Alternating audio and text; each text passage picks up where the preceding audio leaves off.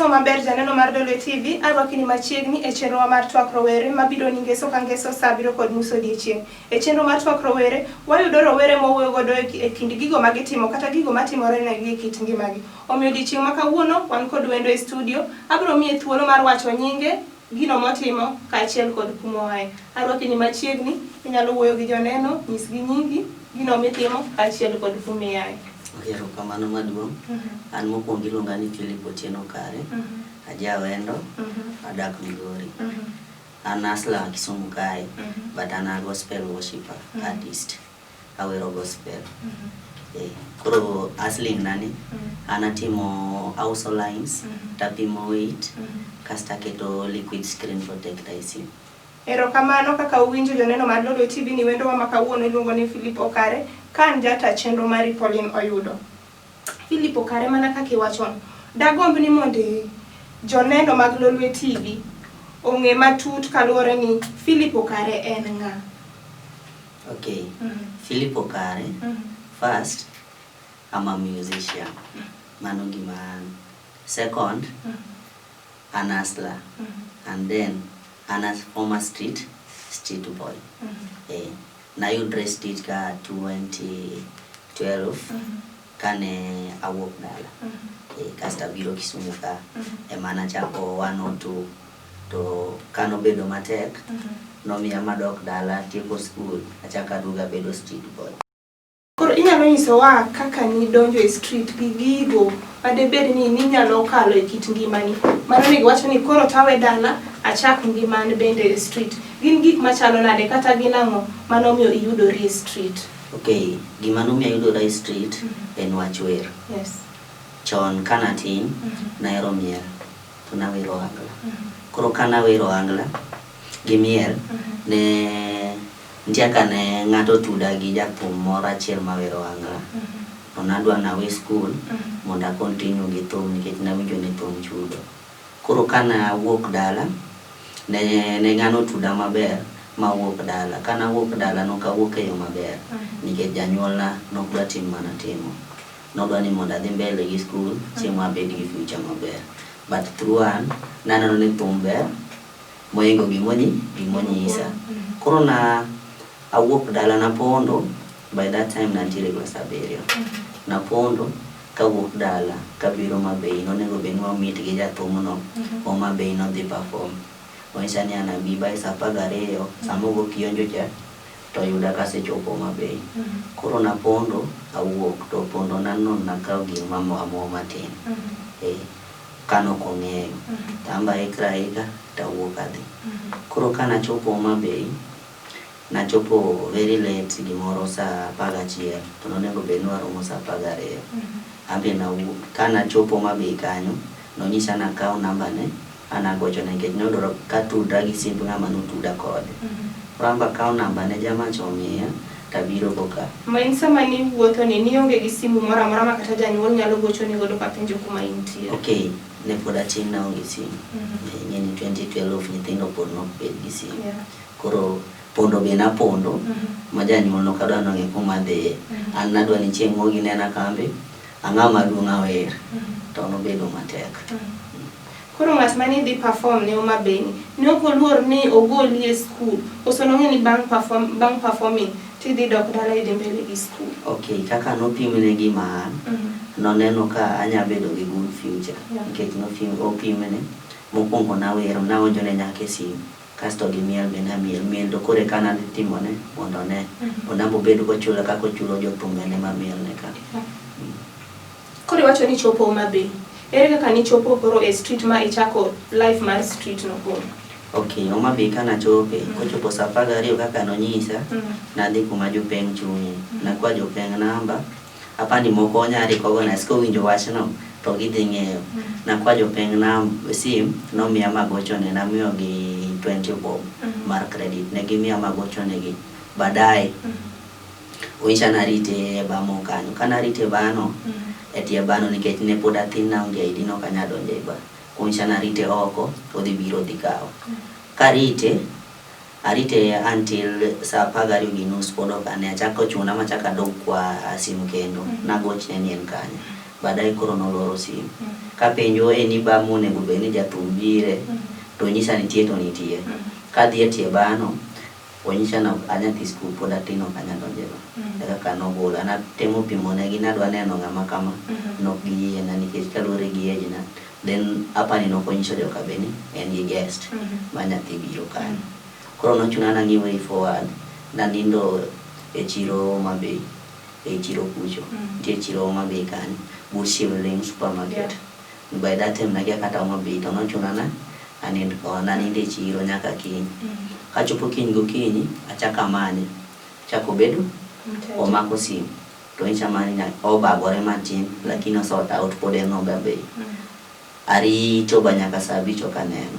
Ne onge option. Pesa moro nadong' go matin nikech nakawo gimoro 1,000 dala. To 1,000 by 2012 ne en pesa mo maduong'.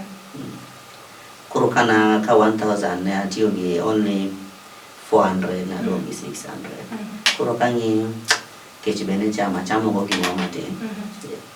Kachopo late achaka gochone koro ok omaki. Nochuna ni koro amanyo yani the way forward manyalo wuokgo kamanyo gima nyatimo nikech dala be naponde akwalo pesa mager mama no ken tungu boji. Koro bang' mano nidhi kanyo? Bang' mano awuok Kisumu gimoro saa 10 okinyi. Homabay koso Kisumu? Awuok Homabay gimoro saa 10 okinyi kabiro Kisumu. Awacho ni wang'i ane awinjo ni Kisumu chiegni gi ka. Nawuok ne 200 to Kisumu. Achulo 200 mabiro nyaka Kisumu. Kachopo Kisumu achopo gimoro saa 3 madhi 4. Olore stage.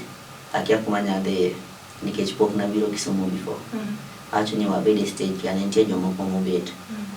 Koro piny medo mana dhi. Chopo gimoro saa 6 ninjas moko madongo ka chokora madongo ka obiro to giseto ji by saa 6.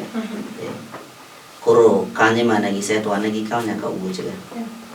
Everything mana timo pesa noyudo kaso iye kucho. Mago te ne ging'iyo magidhigo. Kane ging'iyo magidhigo ne onge kaka nyalo timo koro. Abedo kanyo ma piny oru. Ka piny oru by saa 11 ne nitiere jokawa moko biro ga tedo kanyo. Magi mane koro ang'iyo gi to gine ka gombo gimoro denyo to kaka dang' atimo onge. Koro chuna mako osiep gi nyithindo moko matindo mantie street gi ema nobedo osiepna. To achako survival. Koro gipimo na noyudo ka kwecho to tek. Nochako kwecho kodgi. Koro bang' mane ok igombo manyo watni moro within Kisumu ama ng'at moro mane in godo close dala mondo mi idog dala? Okay, watna nagombo manyo moyo kata dog dala. Lakini kaluwore ni ambe connection onge namba manang'eyo. Ne onge kaka nyalo manyo. Lakini moko nitie Kisumu ka. Ne nitie Kisumu ka. Koro a street ka ni bet for how long? Street ka bet 8 months. 2012. Yeah. Kasto ere kaka koro ni kao nini artist like koro ere kaka ni bedo jawer koro ni bedo jawer ka koso ntiere ways moko mane o break ma koro iyudo maybe ng'at manyalo konyi mondo mi chak wer? Okay, on 2012 ne pok kata ka koro wach werno nosechako ya ichunya. Koro ne after 8 months ne yani police gibiro ga stage kao nyithindo ma street boys moko mawuotha gi to giketo kari kanyo moye dok dala to giluoko. Kamane kaka nayudra odiochieng' achiel naninde stage. Actually nokaninde gi stage to nokalo kode stage. Kone gikawa nwan ji 4 magiterowa kucho. Kasto koro iwacho story king'e namba ng'at moro amora moya dala utiwacho. But mi nakia lakini nang'e dala nini kanyo. Kendo nang'e kachopo tang'e nachopo kuma kama. Koro kani donje wer gin wende mage mani neno ni mondi wer? Okay, wer adonje 2018. 2018 adonje wer machako wer se kiani Kisumu ka yani kana duga after school. Achako wer 2018 ne poda duga sita chako asole poda kwecho. Lakini nitiere ng'ama nokonya momiya weight machako kore machako ng'ego piny. To through life manakale nachako wero wende gospel. Kaka mage gin? My Deliverer and You Are Holy. Kanyo mane be corona bodonje. Koro ang'o miyo ni weyo wende mag ohangla gi genge maniero ka koro ineno ni chak pako Nyasaye? Okay, kaluwore gi life masepitia and then gi life mar mama asepitia hard life kuna neno na wir yani gospel.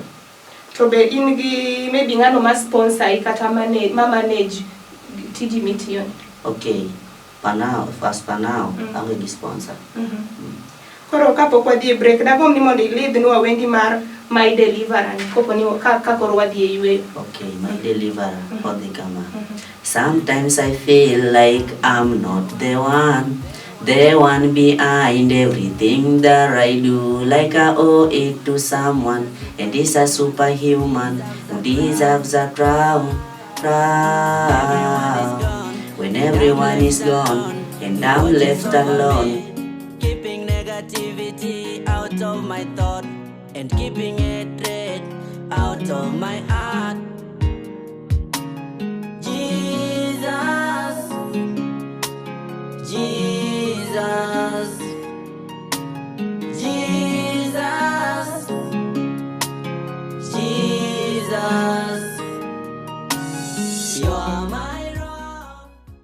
Erokamano Philip mano wer mamit sana janeno mar Lolwe TV mane makelo hotela mokwongo mwadhi godo e yweyo kik idhi mabor kete mana e Lolwe TV.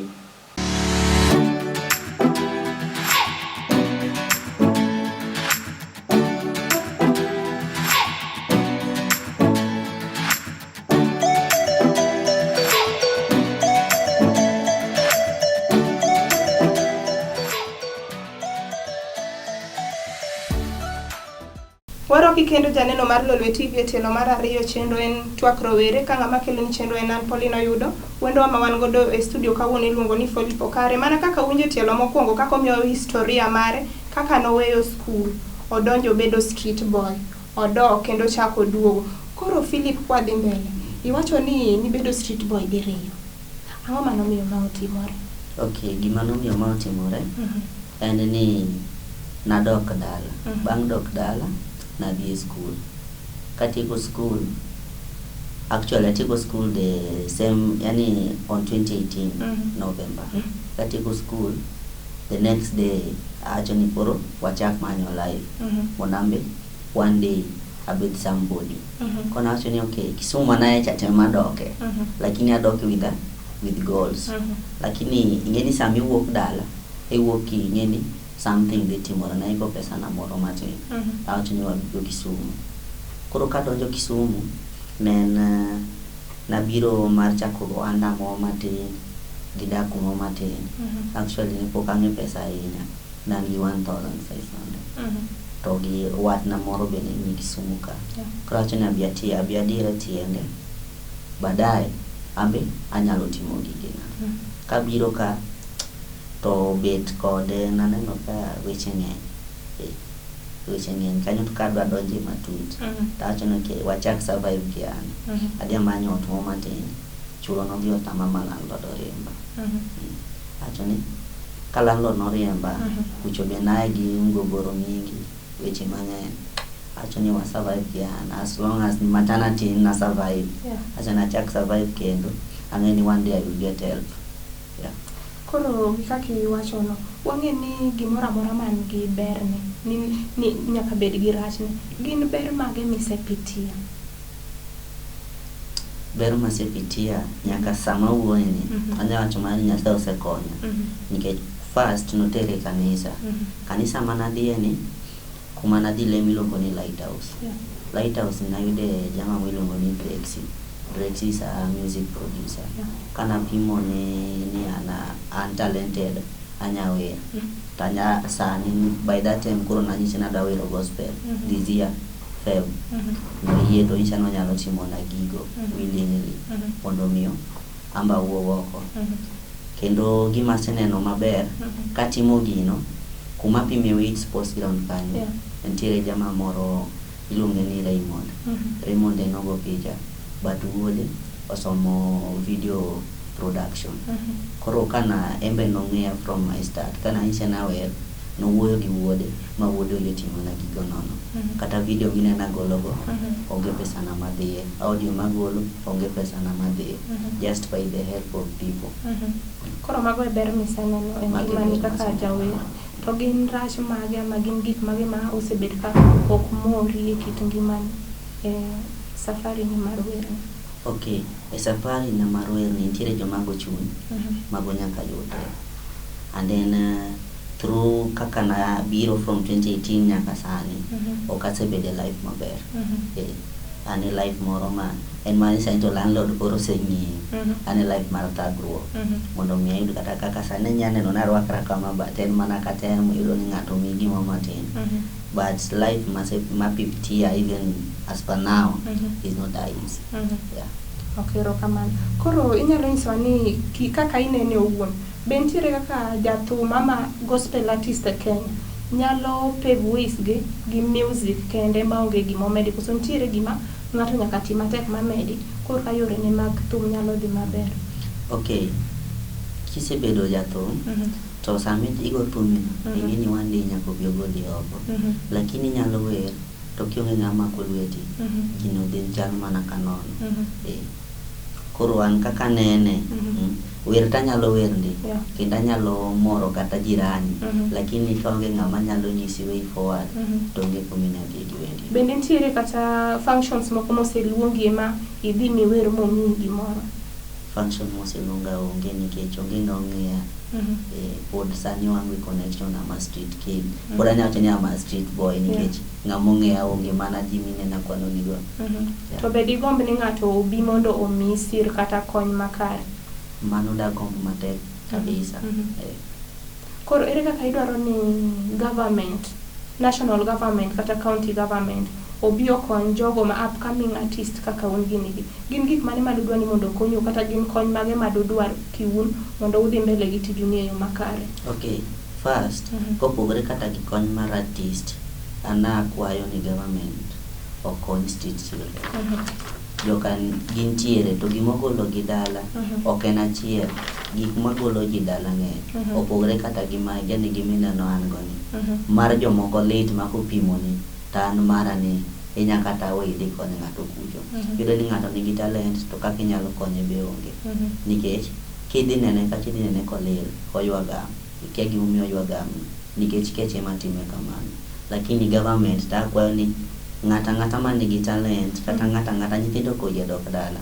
Maya ni manya dok dala. Gima nyaka giluoko gi dala mondo gi continue gi school. To ka school otamogi nikech samoro be iyudo ni mogolo moro dala. To manyne kata gimo matin monyalo timo kata talent ni mama matin monyalo timo to tim.